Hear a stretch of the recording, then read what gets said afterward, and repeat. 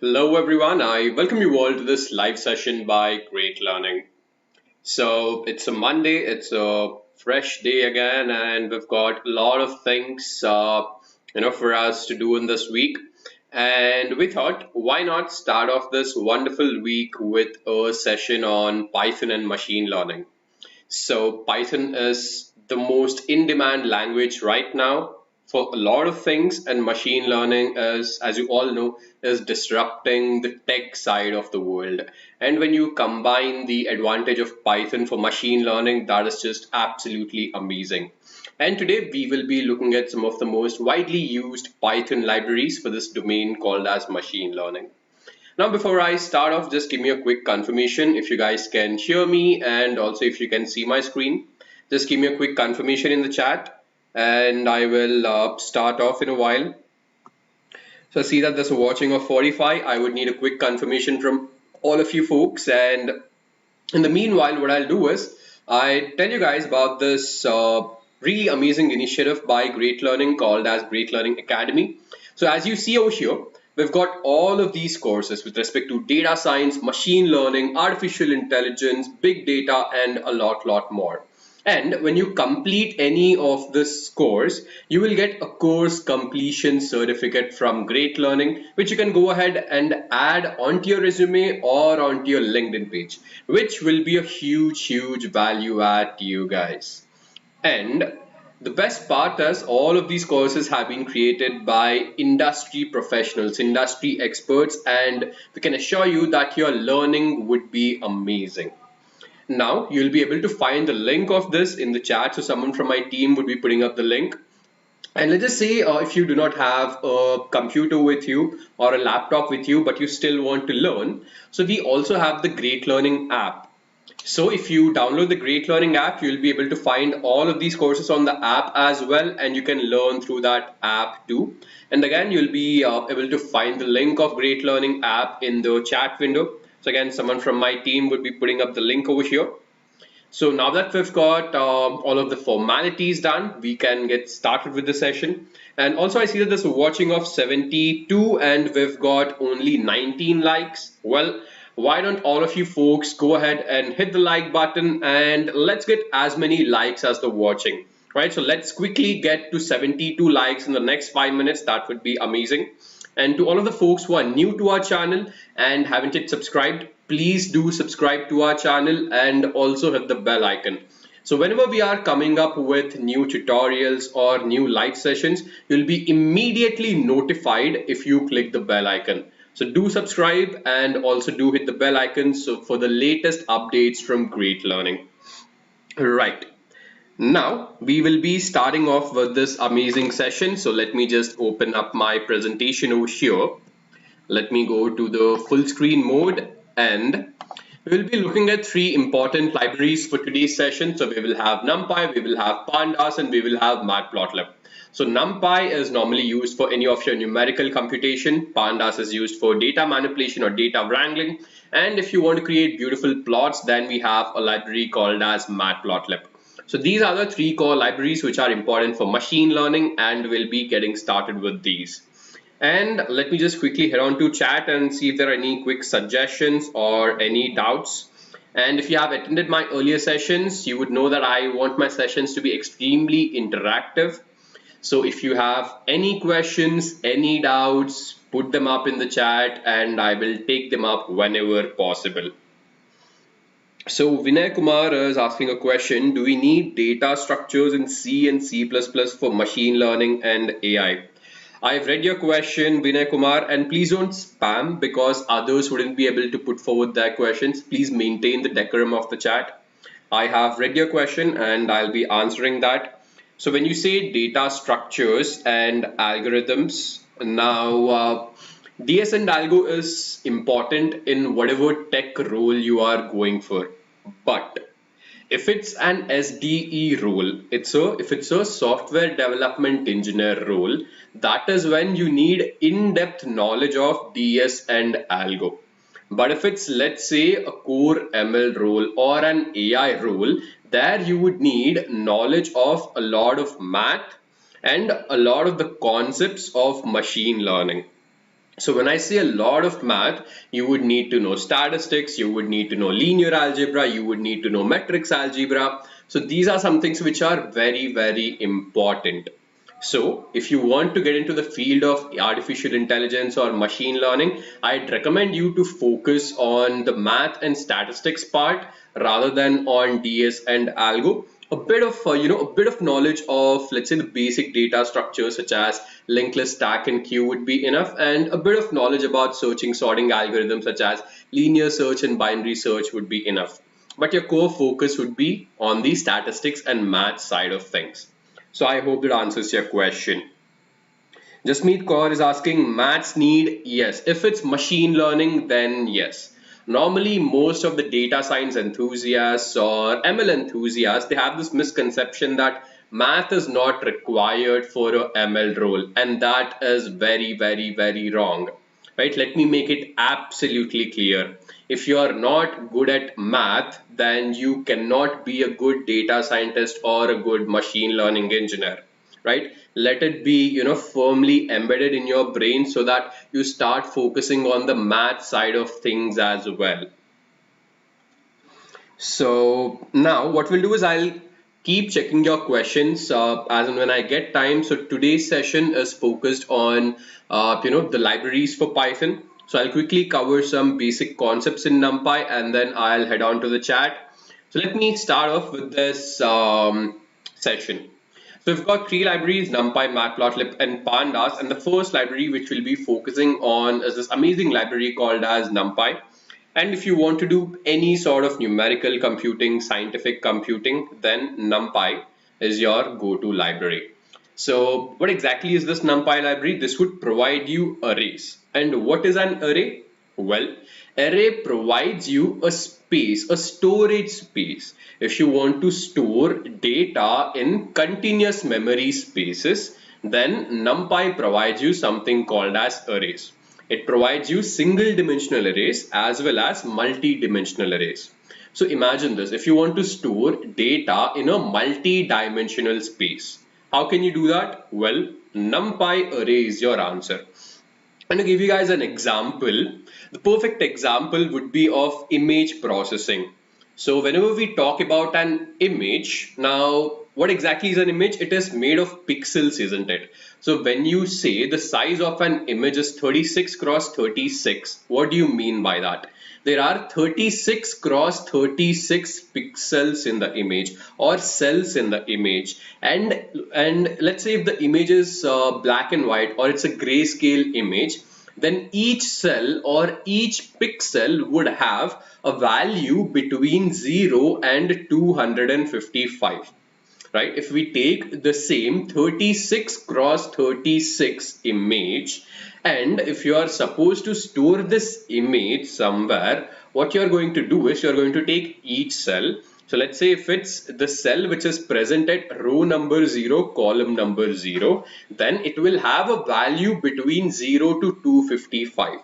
Now what I'll do is I will take all of the values which are stored in each of these individual cells and I will store them in a multi-dimensional NumPy array. So if you have to store any of your images, or let's say if it's anything related to image processing, all of your images are normally stored in this NumPy arrays. And this is one perfect example where NumPy arrays are normally used. Now we will see how to create a single dimensional and a multi-dimensional array. So first off, we would have to start by importing the NumPy array. So we will write down import NumPy as NP. Very simple. So NumPy is the name of the library. NP is the alias of this library. Now, since most of the coders are lazy, since every time, let's see, if I have to create an array, I normally have to write numpy.array. But since I'm lazy and most of the coders are lazy as well, what I'll do is I'll just give an alias for this library. I'll call NumPy as NP. And I can just use NP to invoke all of the methods which are there in this NumPy library. So to create a NumPy array, what I'll do is I'll write down np.array, and inside this I'll pass in a list of values. So as you see, I have a list of values starting from 10 going on till 40. and then I print out this array. So you see I have 10, 20, 30 and 40, and this is the array which I've printed out. Now similarly, let's say if I have to print a multi-dimensional array, again I can just use np.array. So inside this, instead of just passing a single list, what I'll do is I'll pass a list of lists. So the first list, as you see, comprises of the values 10, 20, 30 and 40. The second list comprises of the values 40, 30, 20 and 10. And the first list becomes the first row in this NumPy array, and the second list becomes the second row in this NumPy array, right? So we have understood what exactly is a single dimensional array. We have also understood what exactly is a multi-dimensional array. Now that this is clear, we will go to Jupyter Notebook and implement both of these. So let me open up Jupyter Notebook over here and let me change the title. So I'll just write down Python for ML over here. Seems like this already exists, so I'll write down Python for machine learning. Even this exists. I'll maybe also add the word live over here. Right. So our first task would be to import this library called as numpy. So I'll write down import numpy as np. Again, let's just wait for this library to load. So import numpy as np. This is done. Now I'd have to create an array. So np.array, inside this I'd have to pass in a list of values. Let me pass in 100, 200, 300, 400 and 500. I'll go ahead and store this in a new object called as n1. So I've created this. Now let me print out n1 over here. As you see, I have created this numpy array which comprises of these values. And just to be sure, let me check the type of this object. So inside the type method, I'll be passing in this n1 object. Now let me hit run. As you see, we have numpy.nd array. Nd array stands for n dimensional array. What is n over here? N is 1 because this is a single dimensional array. Now going ahead, we'll similarly create a two-dimensional array. So what I'd have to do is I'll create an object called as n2, and inside this I will have a list of lists.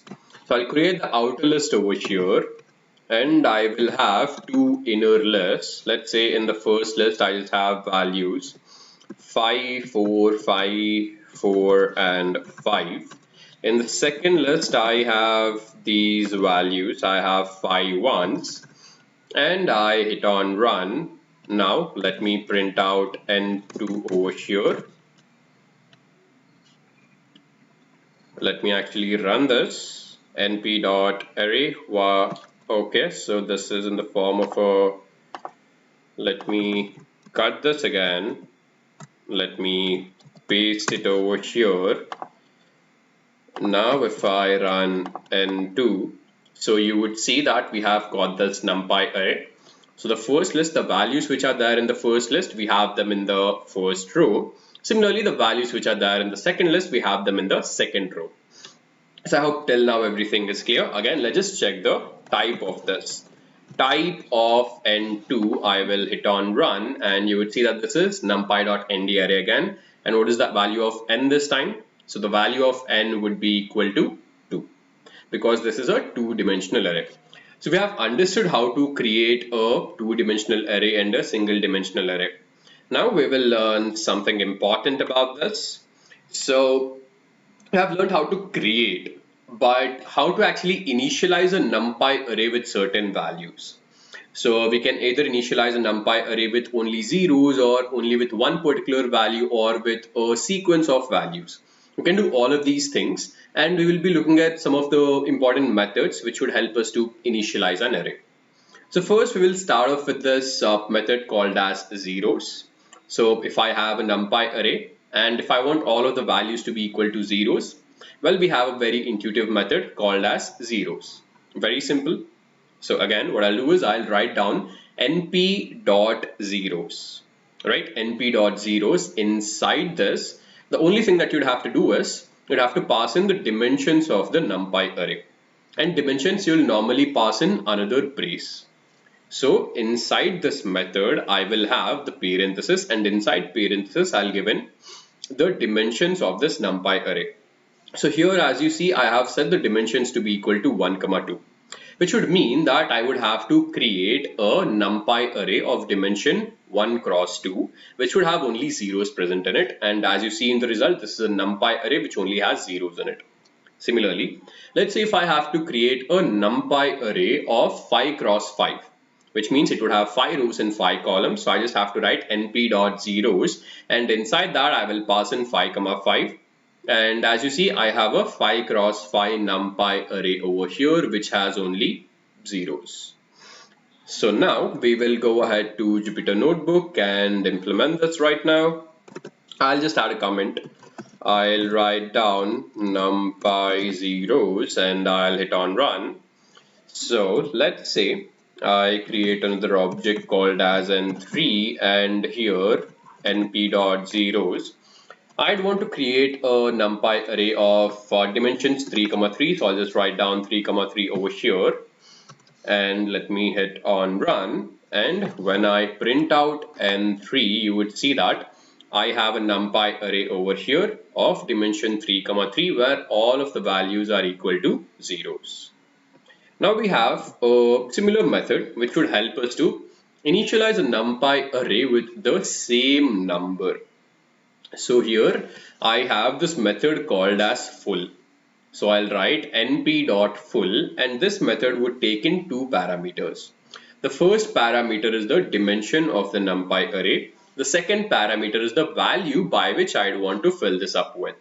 So here, as you see, 2, 2 is the dimension of this numpy array. So this would mean I would need a numpy array which has 2 rows and 2 columns, and the value which I'd want to fill it up with is equal to 10. So as you see, it is a 2 cross 2 numpy array where all of the values are equal to 10, right? So now I will go to Jupyter Notebook over here, and I will just write down numpy full, and I will create another object called as n4, and I'll write down np.full. I need to give in two parameters. Let's say if I want it to be of the dimension 3, 6, I'll just write down 3, 6 over here. And let's say if I want the value to be equal to 36, I'll write down 36 over here. I'll hit on run, and I will print out n4. As you see, I have a numpy array of dimensions 3, 6. I have 3 rows, I have 6 columns, and all of the values are equal to 36. Very simple.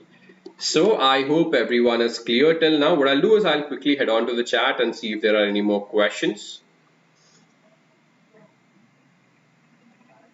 Knowledge Corner is asking certificate कब और कैसे मिलेगा. So if you want a certificate, you would have to go to Great Learning Academy, as you see over here. So if you want a certificate from Great Learning, you would have to go to Great Learning Academy, complete any of these courses over here, and then you will get a certificate. Right? If you attend the live sessions, unfortunately, you will not get the certificate, because these live sessions are normally conducted for you folks, in the sense that let's say if you have any doubts which we can solve live, right? All of your questions. If let's say there is a certain problem which you want to be solved right now, that is why we conduct all of these live sessions for you folks, right? But if you want a certificate, then you'd have to complete any of our comprehensive courses. So our live sessions would give you the gist of a topic or an overview of a topic. But if you want to completely learn a topic, you'd have to enroll for these courses. Not just enroll, you'd have to complete these courses, and then there'll be an assignment or a quiz which you'll have to complete. Then you'll get the certificate. So I hope that answers your question. So again, folks, I see that there's a watching of 103 and we have got only 68 likes. So quickly, if we can head to 102 likes, that would be amazing. So folks, if you haven't yet liked the video, please hit the like button. Let's quickly hit 100 likes in the next 5 minutes. That would be amazing. And all of those who haven't yet subscribed to our channel, please also do subscribe. And also, if you haven't yet hit the bell icon, also hit the bell icon. So whenever we are uploading new videos, or whenever we are conducting live sessions, you'll get an update over there.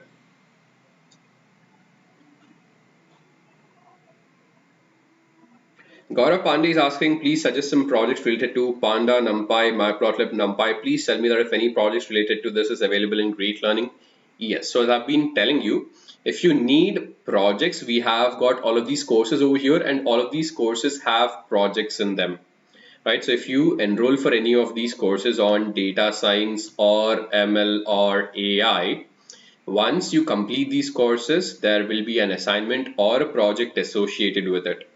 So also all of these GL classroom recordings which you see, so this data science with Python, ML with Python, so these are comprehensive courses. These are 10 to 10-hour long courses where you'll be learning a lot of stuff, and also there'll be a lot of projects associated with it.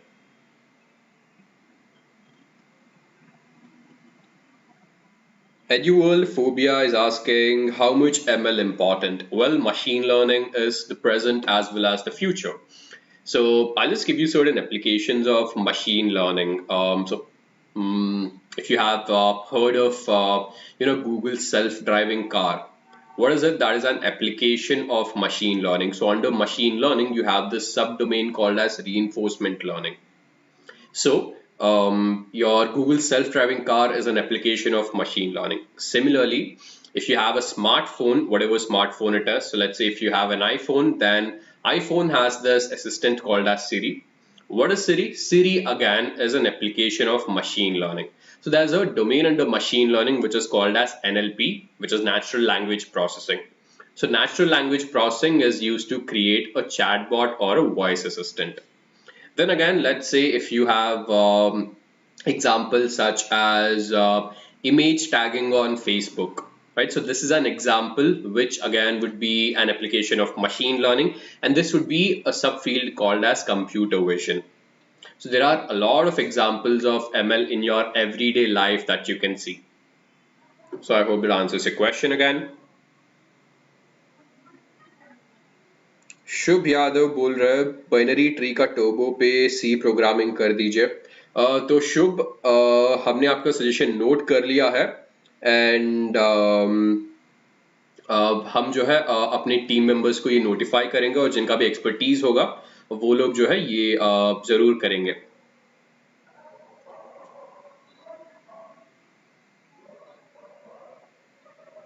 Melvin Robertson is asking, please math session also. Sure. So as you see, we have a live session scheduled probably this Saturday. So if you click on this view all live sessions, so there would be a live session this Saturday, which is 6th of February. So 6th of February, we are taking a live session, which is role of mathematics and data science, where I'll be covering a lot of stuff related to statistics, such as measures of central tendency, measures of deviation. I'll be talking about probability, conditional probability, Bayes theorem. So I'll be taking care of all of these math topics next Saturday. So you can go ahead and register to that live session and learn as much math as you can.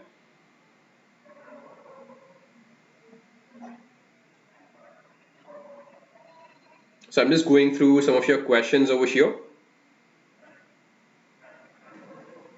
P. Akash is asking Blender course kab aayega? So right now we are not really working on Blender, but then again we have noted your suggestion. So maybe not right now, maybe in the coming month we will keep it in our pipeline. Right, so maybe in the month of March we will probably work on Blender. The Best Dabber is saying road to 1 million. Thank you very much, Best Dabber. So hopefully, because of all of your love, we will hit the mark of 1 million soon. Right, so as I've been saying, if you haven't hit subscribed, do hit the subscribe button.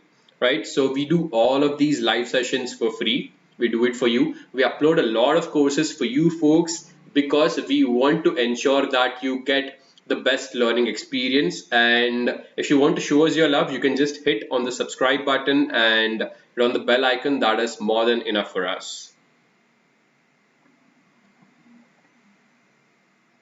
Gaurav Pandey is asking when Django course is uploaded. So Django will be coming on February 12th. So what is that? That is next week. So next week we'll be uploading Django course. Lisha Yugal is asking AI and ML in education. That is really interesting. And now, so what exactly is the use of AI and ML? You can automate a lot of stuff. You can predict something. You can classify something, isn't it?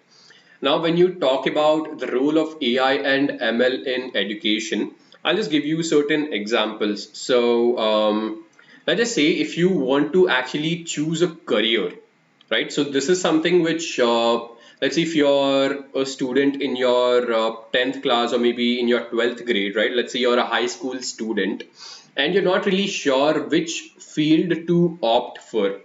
Machine learning can actually choose it for you on the basis of whatever you have done previously, right? So let's say we can have different factors of how you performed.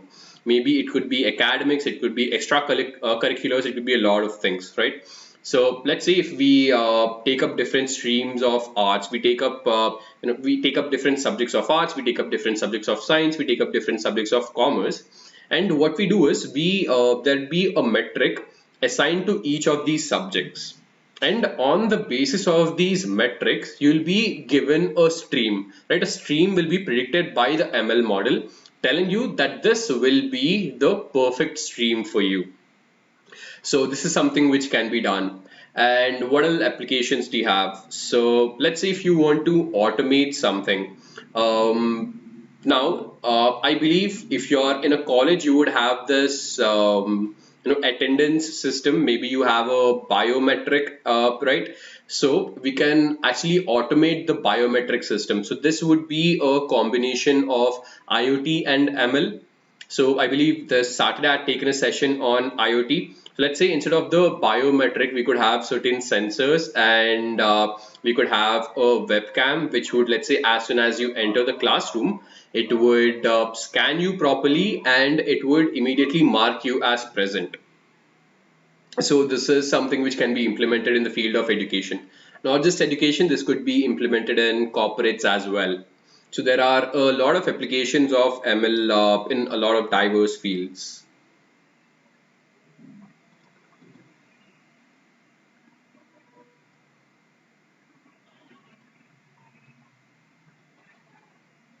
Abhishu Yadav is asking how and from where should we start data science? That's a very good question again. Now, when you talk about data science, again, this is something which I've been telling in a lot of my live sessions. There are three pillars of data science which are very important. So the first pillar of data science is math. I can't emphasize enough on the importance of mathematics. So maths is something which you have to focus heavily on. Learn all of the concepts of statistics, learn the concepts of probability, learn the concepts of linear algebra, you have matrix algebra, you also have calculus. So there's a lot to learn in the field of mathematics. Focus that, right? If you're a master in the mathematics side of things, believe me, you will be a really good data scientist. Once you're good at math, the other thing which comes is the programming side of things. So right now in the market, you have two programming languages. You have Python and R. So Python and R, these are the two most in-demand languages in the industry right now. And once you know the math, you'd have to implement the math with a programming language, isn't it? So this is where Python and R come in handy. So these are the two pillars. Then the third pillar is your ML algorithm. So whenever we talk about ML algorithms, again, just knowing the algorithm is not enough. You'd have to be able to create that algorithm by yourself from scratch. You'd have to properly understand the math of that algorithm and the underlying concept of that algorithm. So master these three things: mathematics, programming, and ML concepts. Then you'll be a very good data scientist, and no one can stop you from getting that dream data scientist job. So I hope this answers your question again. Now, what I'll do is I'll quickly head on to our session. So I've combined, as I was saying, I've combined, yeah, I've covered actually Numpy. Now we have Pandas and Matplotlib left, and we've got a half an hour of time. So we will quickly head on to whatever is left, and we will cover that. So I'll open up Pandas. So Pandas, as I've told you in the beginning of this live session, it is used for data wrangling and data manipulation. Now, when we are dealing with data, what you're actually doing is you're dealing with raw data. So if you want to find out insights from this raw data, it is not that easy. So if I give you an Excel sheet which has around 1,000 rows and 1,000 columns maybe, and ask you to find out all of the employees whose salary is greater than maybe $100,000 and whose age is greater than 30. So would you actually go through each and every record and check everywhere, what is the age of this employee and what is the salary of this employee? Well, that'd be very redundant process and that'll be very time consuming process, isn't it? So that is why we have certain libraries in Python which makes this task extremely easy. So this library is known as Pandas, and with the help of Pandas, all of these data manipulation and data wrangling tasks become extremely easy. Now, this Pandas library provides this single dimensional as well as multi-dimensional objects. The single dimensional object is known as a series object and the multi-dimensional object is known as a data frame. So in this particular session, we'll be focusing more on data frame, but I'll also give you an intro to series object. So series, you can just consider this to be analogous to the single dimensional array of Numpy. So if we have to create a series object, starting off, we'd have to import pandas. So we will write down import pandas as PD. Now, after this, to invoke or to create a series object, I'd have to write down pd.series where S is capital, and inside this, I will pass in a list of values. So as you see, the list of values are 1, 2, 3, 4, and 5, and I'm storing this in this object called as S1, and I'm printing this out. And this is our series object over here. So we've got values 1, 2, 3, 4, and 5, and as it is written over here, it is a labeled array. So for each of these values, you have a label. And what exactly is this label? This label is the index of each value. So the value 1 is present at index 0, value 2 is present at index 1, value 3 is present at index 2, and so on. So we are creating this series like this. Now if I want to check the type of the series object or type of this object, so I'll just write down type. Inside this I will pass an S1, and when I print this out, you will see that I get the result pandas.core.series.series, which would mean it is a series object. Very simple. So let me go to Jupyter Notebook again and let me work with a series object. So what we'll do is we will create a new notebook over here, and in this new notebook I'll be working with the series object and the pandas data frame as well. So I'd have to start off by importing the pandas data frame. So I'll write down import pandas as PD. And again, let's just wait for a couple of seconds for this library to load up. And maybe I'll just write down the next command, pd.series. Remember, S has to be capital. If S is small, you'll get an error. Inside this, I'll pass in a list of values. So I'll just write down 1, 2, 3, 4, and 5. And I will store this in an object called as S1. And I will print out S1 over here. I'll hit on run. So as you see, this is my series object which has all of these values, and I'll also check the type of this. Type of S1, I will hit on run. You would see that this is a series object. Now after this, let's also create a data frame. Let's understand what exactly is a data frame first. So a data frame is a two-dimensional object or a two-dimensional data structure, and this also has labels in this. And when I say two-dimensional labeled data structure, one dimension would be your rows, the next dimension would be your columns. So a tabular format, a data frame would give you a tabular format where you can store all of your data. And working with this tabular format is extremely easy, because let's say if you have worked with Excel sheet, right? So Excel sheet gives you a beautiful way to work with data or store data, isn't it? So now, if you have all of your data stored in the tabular format, then finding out information from it becomes easier. So that is why with the help of a data frame, we can create data, or we can, we can find useful insights from the data in a two-dimensional form. And now let's see how to create a data frame. So again, import pandas as PD, because data frame again is a part of pandas. So PD is alias of pandas. Then to create a data frame, I'd have to write down pd.dataframe. And here keep in mind that D and F both are capital. Right, so if you give D as small or F as small, you'll get an error. So keep D and F both as capital. And inside this, I'll give in a dictionary. So here I have name and marks. Name is the name of the student. Then I'll just list down the names of students. I have Bob, Sam, and Danny. Then I have marks. So over here, marks is the key, and the values, list of values are 76, 25, and 92. So in the result, you would see that the keys have become the column names and the values have become the records. So keys, name and marks have become the column names, and the records, Bob, Sam, Annie, 76, 25, 92 have become the records over here. So this is something which I'll go ahead and create over here. Let me add in a comment, data frame. And what I'll do is I'll create a data frame. So I'll write down pd.dataframe. Inside this, I'd have to create a dictionary over here. So to create this dictionary, what I'll do is I'll create a dictionary for, let's say, some vegetables.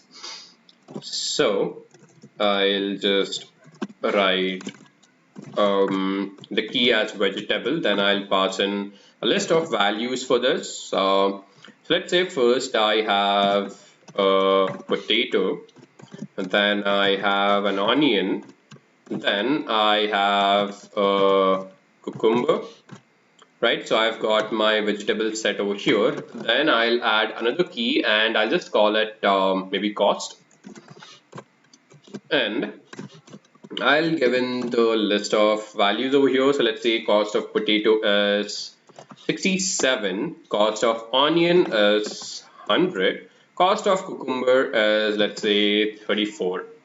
And this I will store in an object called as vegetable basket. I'll hit on run, and let me print this out over here.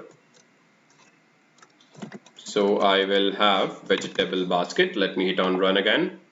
Right, so as you see, the keys, which are vegetable and cost, have become the column names, and the records over here have become, the values over here have actually become the records. So potato is 67, onion is 100, cucumber is 34, and along with this, we also have the indices over here. Right, so this row is present at index 0, this row is present at index 1, and this row is present at index 2. Now, let me check the type of this. Type of vegetable basket, I will hit on run, and you would see that this is pandas.core.dataframe. Guys, just give me a second. I'm getting a call over here. I apologize for this. Just give me a quick second.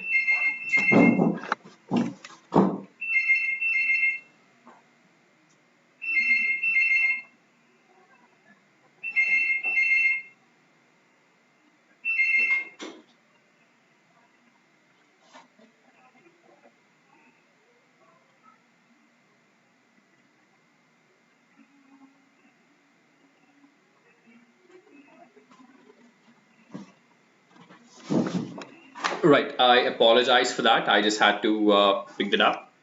So as I was saying, we have created our data frame. Now what we'll do is, I'll again quickly head on to chat and see if there are any more questions or any more suggestions, and see what else is there.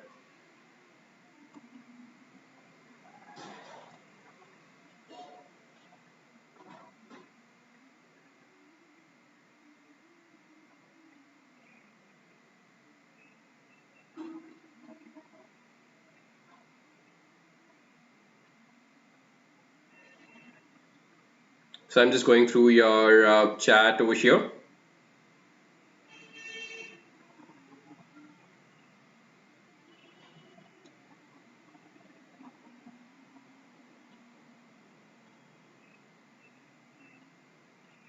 So Mohammad Hashir is asking, what is TensorFlow, PyTorch, and Scikit-learn? Are they different from Keras, Pandas, and Numpy?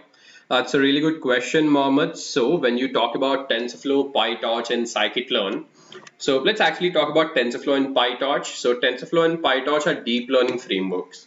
And these deep learning frameworks are normally used to work with neural networks. So whenever you have to create a artificial neural network, so as you have biological neural networks in your brain, similarly, if you have to mimic your brain, you have to create artificial neural networks. And you can create these artificial neural networks with the help of these deep learning frameworks. So you have TensorFlow, you have PyTorch, you have Keras. These are the most widely used deep learning frameworks right now in the market, and you can use these to create wonderful neural networks. Now, when you talk about scikit-learn is more of a machine learning library. You can't really create neural networks, but you can implement algorithms such as, let's say, linear regression, logistic regression, and all of the other ML algorithms. But if you want to work with deep learning, then focus more on the deep learning frameworks. And if you want to implement ML algorithms, then focus on scikit-learn. So I hope it answers your question. Gaurav Pandey is asking, what is TensorFlow? So I've just answered that. TensorFlow is a deep learning framework. If you have to implement any of the neural networks, go with TensorFlow.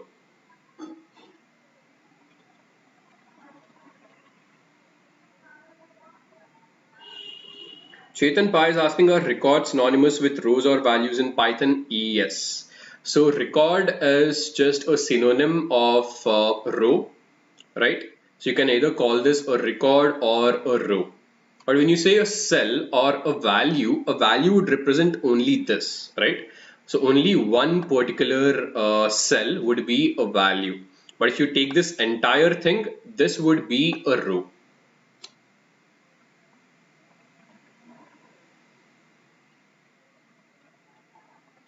The best neighbor is asking, where is the donation link? So please, everyone who is attending, we do not take any donations. So, if anyone is scamming you in the chat, please ensure that do not donate anything over here, right? So best neighbor, we do not take any, any monetary related, anything monetary related from any of our attendees. So please stop spamming about this. There is no donation link, and we also do not encourage this. So yeah. So please ensure that you do not spam about this. Right. So on that note, we have covered this. What we'll do is we'll quickly look at some of the methods which are there in Pandas. So we've got certain methods to, so what I'll do is I'll actually open up a CSV file. What exactly is a CSV file? CSV file stands for comma separated values. I'll open up a CSV file, and I'll maybe do some data manipulation on top of that. So I have the CSV file called as iris.csv. So I will to load the file, I'd have to write down pd.read_csv, and inside this I will give in the name of the file. I'll write down iris.csv, and this I'll go ahead and store in this object called as iris. Let me run this. Now if I want to load this as an object, so if I want to actually see the first 5 records of this, I can directly use the head method. So I'll write down iris.head, and then I'll click on run. So as you see, I have created this data frame over here. So this is a data frame which comprises of 5 columns, and there are actually 150 records, but since I've used the head method, so the head method by default will only give you 5 records. So we've got sepal length, sepal width, petal length, petal width, and species. So this is information about the 3 different species of the iris flower.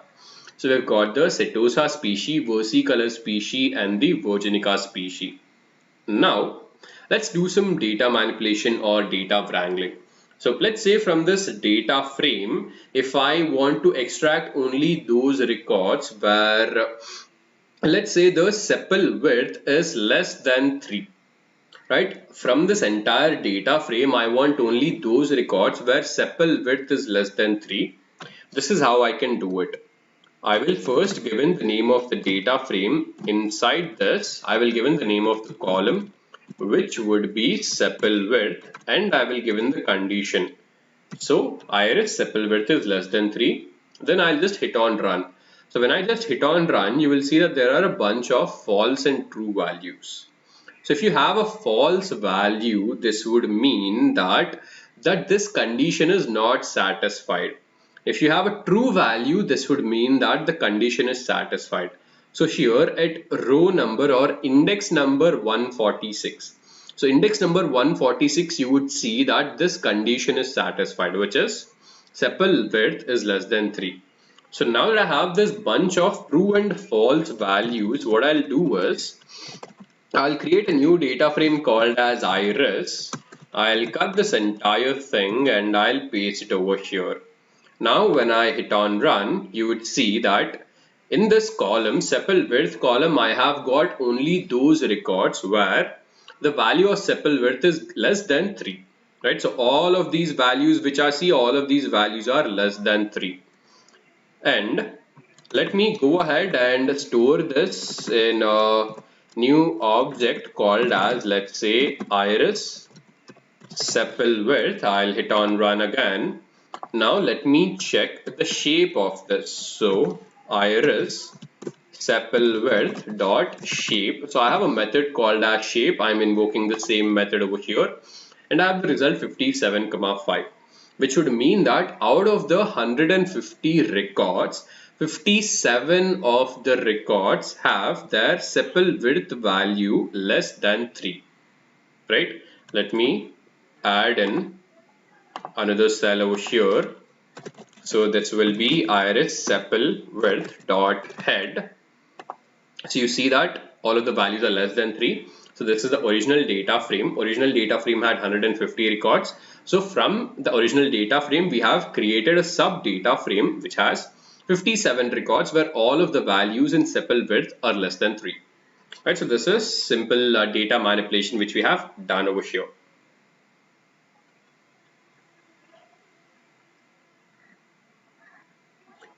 Data creations is asking, can I have the data? Sure. So again, so the iris data frame is something which you'll be finding in most of our courses on GLA, right? So if you enroll for the Python course or the ML course on GLA, you'll be getting the dataset access over there. So now we are left with only 10 minutes. What I'll do is I'll quickly cover the last library as well. So we are left with one library, which is matplotlib. Let me quickly head to that. So till now we have seen how to do numerical computing with Numpy. We have seen how to do data manipulation with Pandas. Now we will see how to create a simple chart or a simple graph with this library called as matplotlib. So matplotlib is a library which is used for visualization, which is extremely clear to us. So one of those visualizations or one of those graphs is a line chart. So let's start off by creating a very simple line chart. Now here what we'll do is we'll import Numpy. Then we will be importing this sub module called as pyplot, which is part of matplotlib. So from matplotlib import pyplot as plt.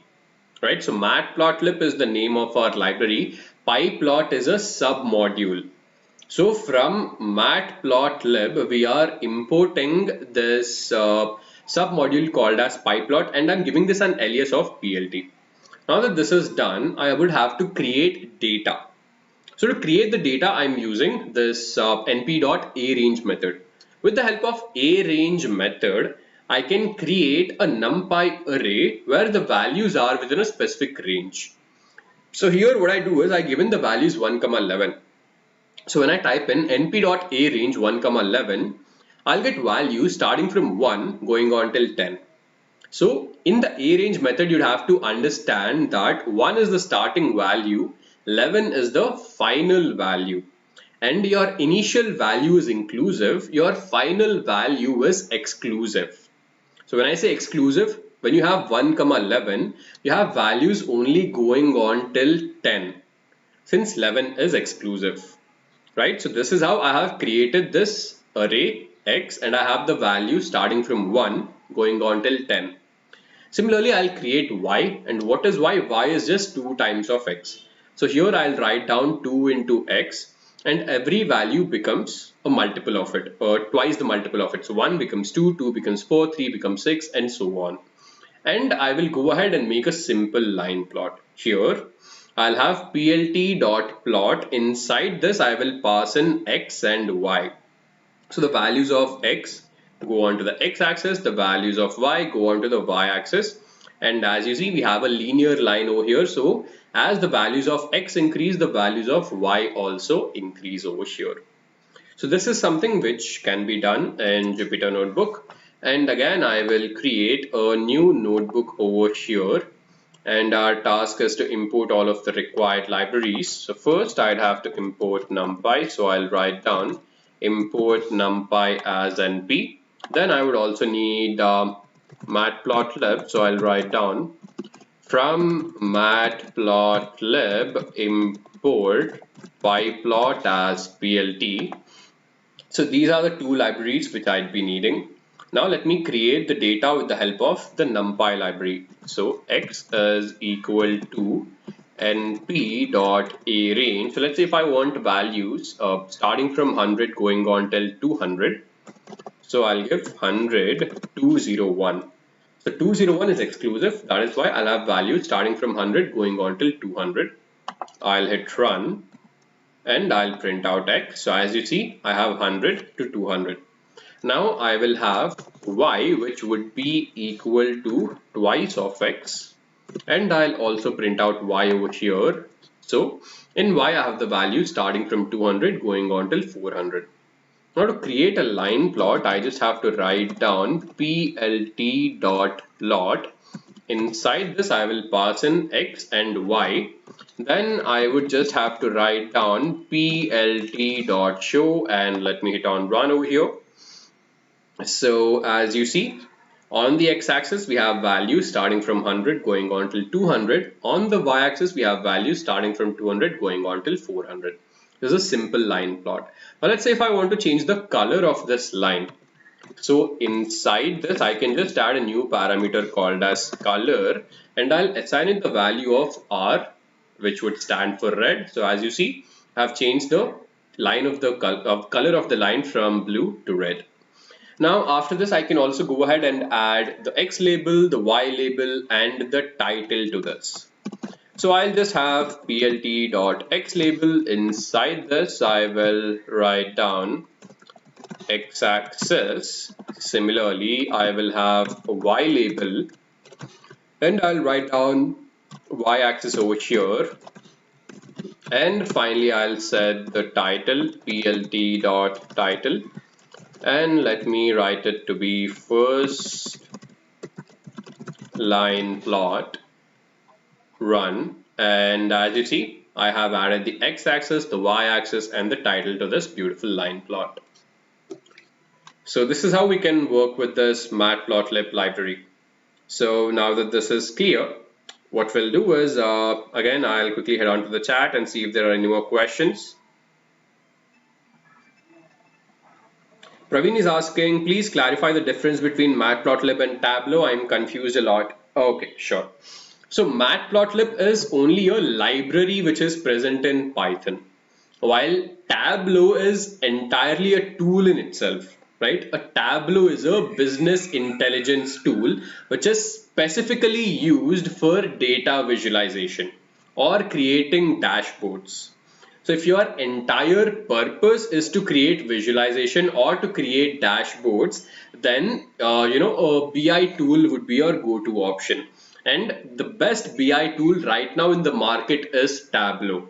Right, because Tableau is it's extremely user friendly. It's mostly drag and drop. So you just have to drag your data into Tableau, and then you just have to drag certain variables here and there, and you'll be able to create dashboards, and you'll be able to create really good visualizations in Tableau itself. And when it comes to matplotlib, so let's say if you have written a Python code, and if you want to do something with the Python code, if you want to create some visualization with that Python code, then use matplotlib. Right, so matplotlib is just one of the many libraries which are there in Python. It is not an end-to-end visualization solution. If you want an end-to-end visualization solution, then your go-to option would be Tableau. So I hope this answers your question.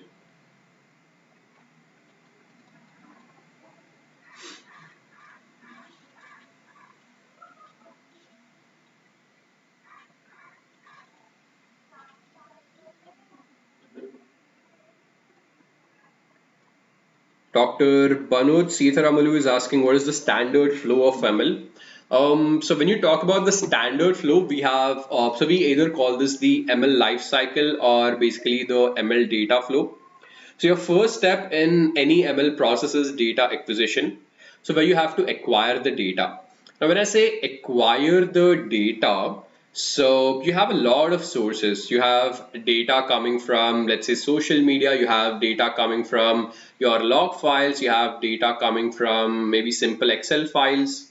So you have to extract data from all of these multiple sources and store it in one particular place. Now, since data is in multiple formats and it is also coming from multiple sources, here you would have to convert this data into a single format. This is called as integration of data. So you acquire the data and you integrate this data into one singular format. Now, once that is done, since this data is again in a very raw form, so this data might have a lot of missing values, it might have a lot of anomalies, it might have a lot of outliers. So you'd have to deal with all of this, all of these problems in your raw data, and this is where data pre-processing comes in. So you acquire the data, you integrate the data in one single place, then you pre-process the data. Once you pre-process the data, you have your tidy data with you.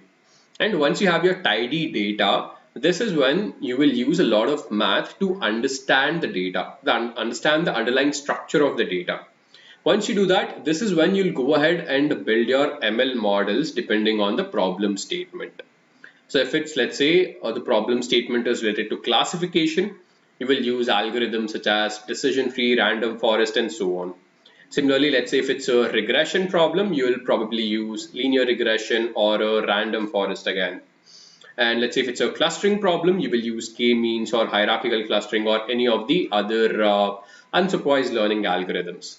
So depending on whatever the problem statement is, you will choose a relevant algorithm over there, and this algorithm will give you a result. Now, the result is not the end all to the project. You have only got a result. This result has to be verified. So you check the accuracy of the result, and until you're satisfied with the accuracy of the result, you keep on tweaking the hyperparameters of your model. And this is an iterative process. So keep doing this until you get the ideal result. And this is the entire ML process. You acquire the data, integrate the data, then pre-process it, then build your ML model. The ML model will give you a result, and then you keep tweaking your hyperparameters so that you get the best result.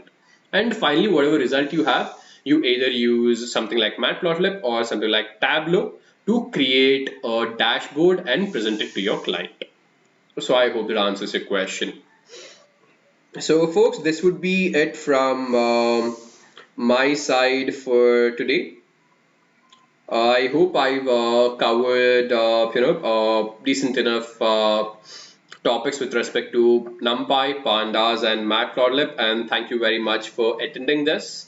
And before signing off, again, if you haven't yet checked out Great Learning Academy, as you see, we conduct all of these live sessions regularly, and if you want to enroll for any of these courses, just go to GLA over here. You will find the link of GLA in the chat. And if you do not have a laptop with you or a computer with you, you can also learn through the Great Learning app. So you can download the Great Learning app, the link for which will be available in the chat, and you can start learning these courses. And once you complete this course, you will get a certificate. Now, so this is it, folks, and thank you very much, and I'll be taking a leave.